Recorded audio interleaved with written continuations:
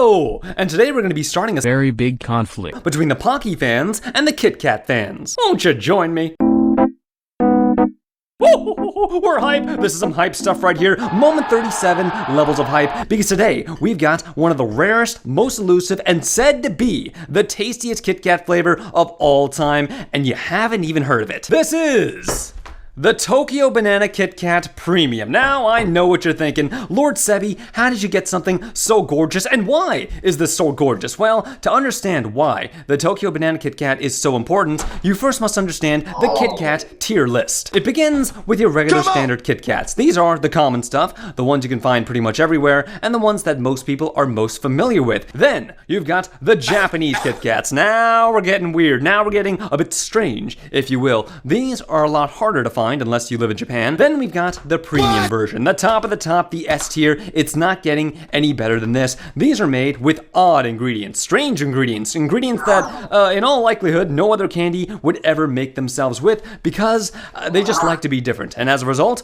they're really expensive. Like this little box right here was about 20 or 25 bucks. And, oh God, I can't imagine what it's gonna be like when you can't even buy it anymore. It's fancy as hell, man. It's made with banana milk. You fool. I usually don't like white chocolate. I don't think it's a chocolate. I think it's wrong. I think it's immoral. And I think it shouldn't exist. But banana milk, that doesn't technically count as white chocolate because it's yellow. And that's the logic I'm going to be using for this. Let's go ahead and crack this bad boy in half.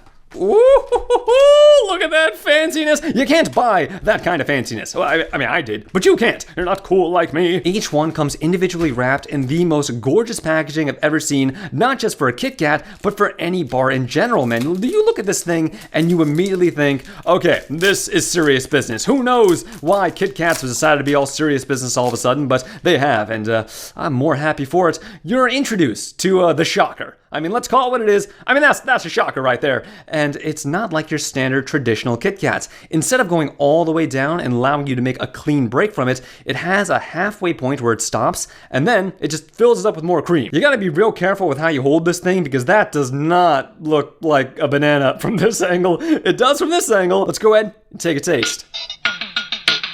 I would do it all for my banana. Okay, because the Kit Kat is one of the greatest candy bars of all time, I'm willing to say, and this comes from the bottom of my heart, this is way better than it deserves to be. Incredibly sweet. I mean, incredibly sweet. Way sweeter than any standard Kit Kat bar might be, but the banana flavor is clear and present. And it also doesn't affect the crispiness too much, because the crispiness is as crispy can get. It don't get crispier than this. Shouts out to Crispin Glover. The creamy, milky banana taste comes together the way that it does. I mean, it makes it worth trying. It's a Kit Kat. There was no way it was ever going to be bad. You know it, I know it. Everybody knows it's true. Oh yeah. You gotta do the best you can. And I swear to God, if anybody down there makes lewd jokes about banana milk, I'm going to consume you.